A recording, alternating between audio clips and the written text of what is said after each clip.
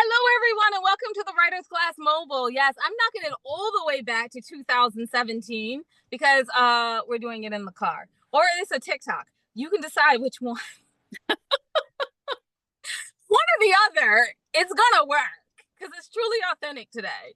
Hi, I'm Alona, by the way. Good job for introducing myself. I'm so proud of me. By the way, y'all, what I'm doing right now is coming back from another state.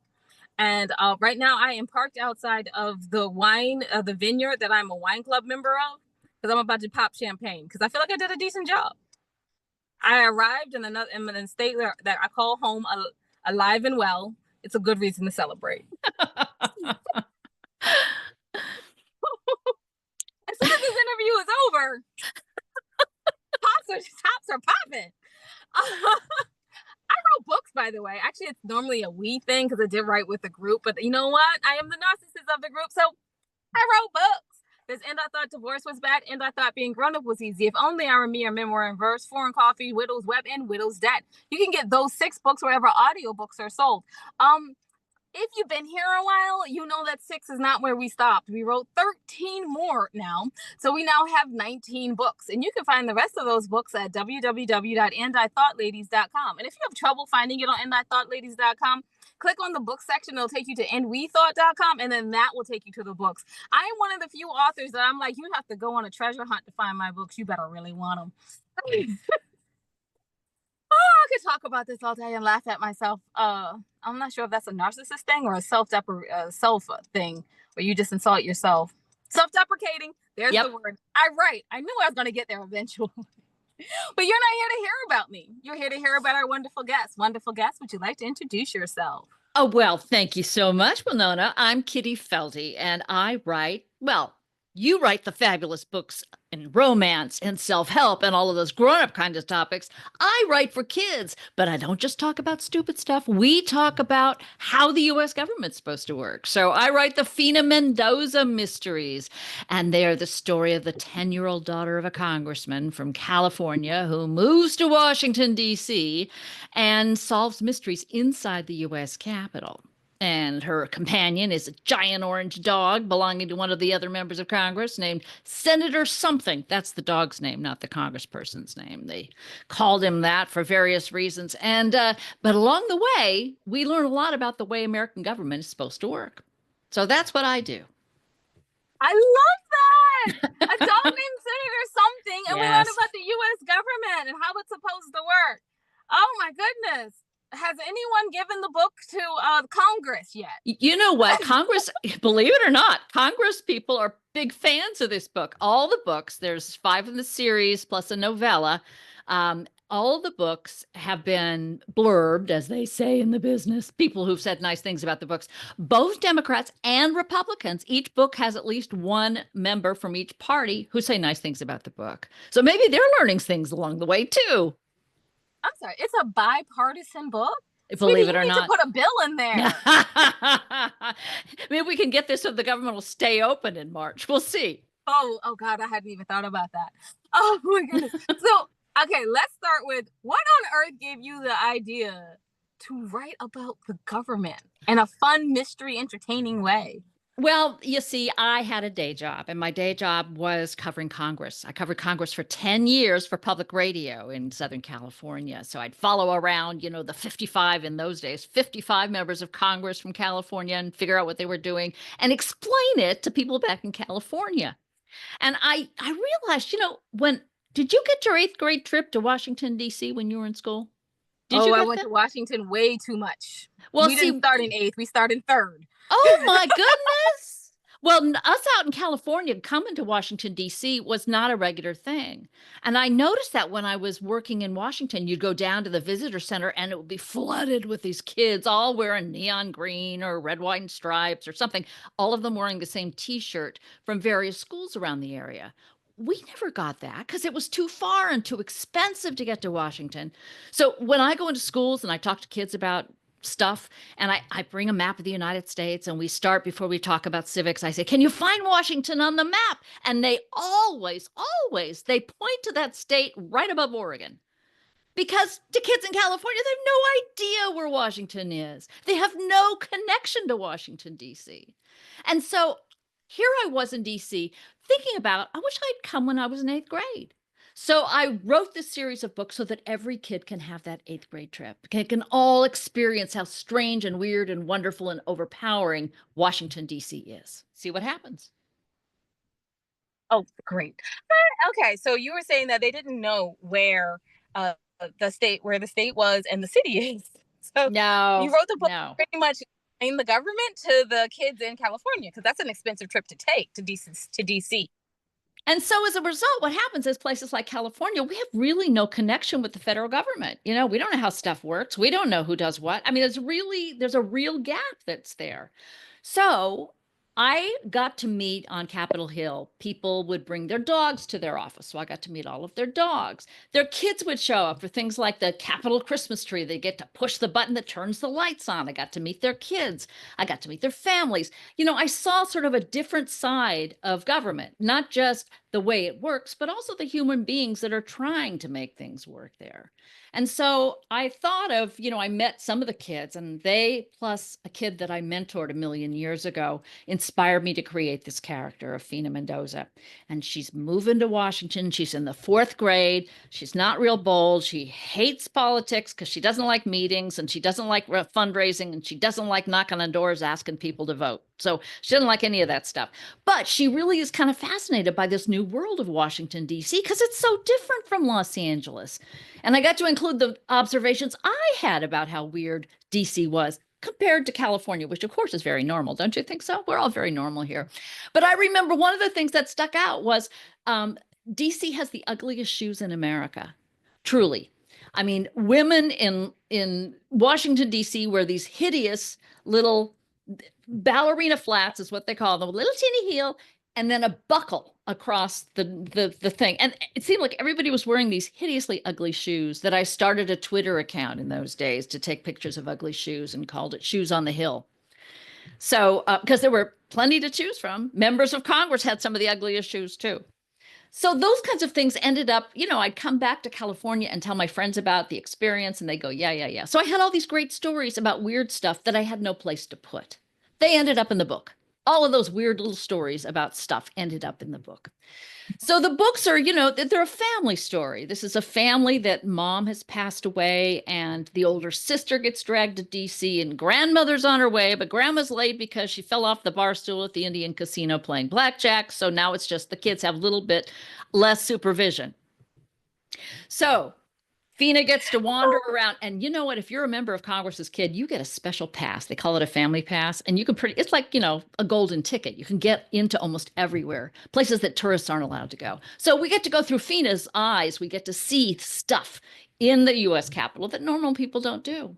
So in the first book, she's looking for the demon cat that haunts the Capitol crypt. And this is a true story. The U.S. Capitol is haunted by a demon cat of Capitol Hill. And if you see it, it grows to the size of a Mini Cooper, eyes blazing, hissing and spitting, and you are cursed with bad luck. And Fina thinks she's seen the cat, and she don't need no more bad luck. So she's got to find the cat. So those are the kinds of things that drive the adventures. I absolutely love these books. Oh my goodness. Okay. So I live in Annapolis, Maryland. Since Oh, you know you're where lucky. you know exactly where Annapolis is. And I am parked outside of the wine place out in Annapolis, Maryland. So when you're talking about hideous shoes and you talked about the style, I was like, excuse me, anthropologists have great style. We are huge buckle people with the ballerina flats and only black or dark blue. Yes, you can. Or gray. Gray is acceptable, but brown is for losers. You can't wear brown, Yeah, Yeah, there are rules about no these brown. things. And absolutely no loud colors, supposedly. Well, and I came to So now Washington I in a know where pair we of, get it. I was going to say, I came to Washington bringing with me my California shoes, including a lime green pair of kitten-heeled pumps, and people looked at them like, what? What? Why would you wear those? Because you have to understand, this. Annapolis and in Washington, there's a whole lot of marble. There's a whole lot of streets that are either cobblestone or brick. It's hard on your feet, which is the reason why people wear quote unquote sensible shoes. but I like my Oh, fun shoes. okay. So no, I've been told from Connecticut down to like right before you get to the Georgia line. This is like what sensible, regular socialites should wear, these shoes. So, okay, so I have to go out to LA and I always look at the shoes and the fashion and I'm like, oh God, It's different here. are you allowed to wear that to a business meeting? Mm, yeah. Yeah. And Because your all of designer my stuff is sneaks. black and blue. Yes. Oh my God. The people who show up in sneakers, and I'm like, you cannot talk seriously in Yeah. sneakers. They are sneakers. See the cultural differences? You get it, man. You get it. So if you grew Oh up in my God. So California, it's you think weird for everything is like it here. You know, you think everything is the where you grew up. It's just a total shock to go see people from you another part of the do. country. So, It is so weird. And as an author, I'm sure you know this. You've traveled and you've gone to different places just to represent your. I mean, you were on NPR, so I'm sure you went. So how do you dress for like the rest of the country? oh, I have my my grown-up clothes, I guess I could call them that. But because of course, because I write a book about American government and civics, I have to dress in red, white, and blue. So I have my red, white, and blue wardrobe, which comes with me wherever I go. You know, sweaters. Today I'm off duty. I'm not wearing red, white, and blue, just a little blue, not a lot of red and white stripes. But that's what I do. I have my costume clothes, my public appearance clothes, those kinds of things. Okay, so you have fashion sense for the entire country. Please tell us how to dress for the entire country, apparently. Well, now you have to understand that I write books that have to do with the American government. So I have sort of a dress code according to color. They must be red, white, and blue, you see. So Uh-huh. everything I have is, I've got a red jacket, I've got blue striped t-shirt, I mean, you name it. Everything I've got is red, white, and blue, sort of echoing the flag so that people will sort of recognize the brand, all of that kind of thing. So, but today I'm off duty. I'm only wearing a little navy blue, no red today. Although tomorrow's I'm Valentine's. I'm absolutely loving the style for the day. Like you got on and I was like, I would like to be this absolutely adorable when I am this wise. You're very sweet. Thank you very much. So like you started writing these books and I just for all the new authors out here who are listening to the podcast, I have to ask you, what three things do you think any author must know before they pick up that pen? Oh, well, I think it's more in the writing practice. So I'm going to give my thoughts about how you really should finish the book and start a book and get through the book, all of those things. And the first thing is find a routine. I run a Zoom writing group with other writers around the country that starts at 8 a.m. on Mondays and Fridays. So for 2 hours, we know we have to get together. That's 4 hours of writing we've set aside. When I was in Washington, D.C. and writing my first FINA book, I was working full time. But I was working for a media outlet on the West Coast, which meant theoretically I was 3 hours ahead of them. So I had about 90 minutes in the morning when I could set aside and write. And that was sacrosanct. I would sit down every morning at that time, Monday through Friday, giving myself the weekend off. But whatever works for you, if you're a night writer, just find that time and commit to it. That's number one. Number two, I would say, is find your peeps. You need that support. You need a critique group. Once you've got something to show to somebody else to take a look at it, suggestions, but also it's support. We're all in this together. We're all trying to get our books finished. You really need that community and find that community. You can join writers groups. There's lots of places to find it. SCBWI is the children's group at large. I'm in 3 writers groups. So find your group. The third thing I would say is write a crappy first draft. Give yourself permission to write the worst thing you've ever done under your life, but get to the end. Don't go back and keep fixing it. Do not do that. You will never be satisfied with it being perfect. You won't. You really won't. Just let yourself know as you're writing it and you go, oh, this is horrible. I'll never finish it. Yada, yada. Say, okay, you're not allowed to say that. You're not allowed to do that. You've got 500 words to do today. Do your 500 words, whatever it is. You're not allowed to pass judgment on yourself until you get to the end. And then you can go back and fix it. I love that. Thank you so much for those tips. You're Now, welcome. if we want these amazing, awesome books, and I love the characters, by the way. Thank you. Thank you. Can you tell us where we can find out more about the books so we can buy them and where we can find out more about you? Okay, well, my website is kittyfelde.com. That's Kitty, F like Frank, EL, D like Dodgers, E.com. kittyfelde.com.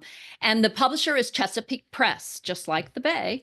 You can find information there as well. The books are all the Fina Mendoza mysteries. So if you can just remember Fina Mendoza, you should be able to find any of the books in the series. You don't have to read them in order. You can pick up any one you want. And the newest title is called Snake in the Grass. And it's about the partisanship on Capitol Hill. And it's gotten so bad in the book that people are putting snakes in the trash cans and gym bags of members of Congress. And it's up to Fina to find out who's the culprit. So that's the newest title, Snake in the Grass. And thank you, Milnona, for having me on. Thank you so much for being here today. So I'm going to go ahead and wrap it up over here for us. There's normally a Jade that would be on either side of me, but she's not here today. She's already opening bottles of wine without me. Um, So you can find out that everything that your ladies are doing at www.andithoughladies.com. And while you're there, go down to the bottom of the page and see the charities that we proudly support. We ask that you support them too. If you have a little time on your hands, get your hands dirty and get out there and get some work done. Or if you have some information you think that they should know, you should probably let them know that, because hey, information is power and charities need power. If not, they always accept cold hard cash. So we thank you in advance for supporting them. Remember that wisdom is all around you if you're open to finding it and accepting it. So peace and love, you guys, from Winona and the Missing Jade. Oh yeah, thanks for listening.